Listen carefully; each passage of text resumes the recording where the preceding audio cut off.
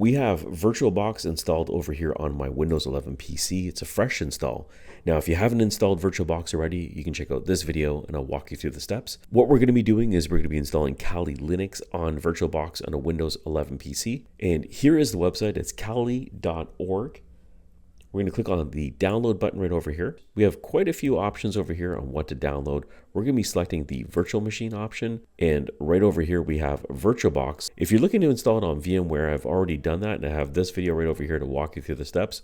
Right now, what we're going to be doing is we're going to be installing the VirtualBox. We want to go ahead and download the image. The size of the file is 3.5 gigs. We're going to go ahead and let that download. It might take a little bit of time. All right, so the file is now complete. You can see that I have Kali2026.1. This is a 7-zip file, and what we want to do is extract all the files. So we're going to right-click on it, and we're going to go to Extract All. All right, so we have this already selected. Click on Extract, and you can see it's a significant size. You want to make sure that you have enough space. I have a separate drive, which is my D drive, where I keep everything in here and I run it from that drive. We'll let this continue all the way through and we'll jump over to the next step. Okay, so all the files are now extracted. If you double click on it and open it up, you can see that we have two files over here. We have the VBox file and we also have the VDI file. So these are image files. They're already configured for you, so you don't really have to do much. We're just going to minimize all these windows right now. And I have VirtualBox over here on my desktop. I'm just going to double click and open that up. I have a few different virtual images that I've installed. If you're looking for other installations, you can check out the channel for more guides. What we're going to do is we're going to be clicking on the open button and we're going to go over to where we have downloaded it. So I have images over here and here it is 2026.1. We're going to double click on that and open it up. Here is the VBox image. We're going to go ahead and click on open. You can see it's down here at the bottom.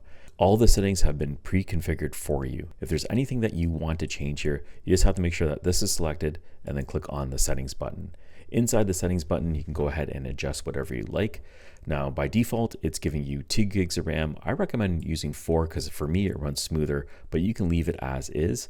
And you can go ahead and change how many processors. There's only 2 right now. And acceleration, you can go ahead and change any of the settings that you'd like if you want it to run a little bit differently on your system. However, the default options are enough to get it running. So we're going to click on OK.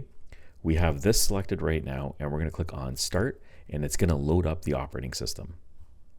Now, there's going to be no configuration required because this is already done for us, and the username and password is going to be Kali. So the username is Kali, and the password is Kali. So we're at the login screen. We can go ahead and close this. And like I had mentioned, the username and password is already assigned. So we're going to type in Kali for the username, and then we'll have Kali for the password. We can click on login, and it's going to log in for us. So it's up and running. You can go over into the menu and use all the preloaded applications and start working right away, or you can install more applications if you'd like.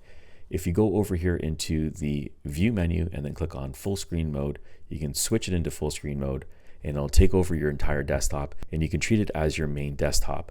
Anytime you want to switch out, you just have to hit the right control and F, and it'll leave the full screen mode, and you can resize it and change it to your preference. So that's how you do it. That's how you install Kali 2026.1 inside VirtualBox on a Windows 11 PC. If you thought this guide was useful, please smash the like button. Thank you for watching. Catch you on the next one.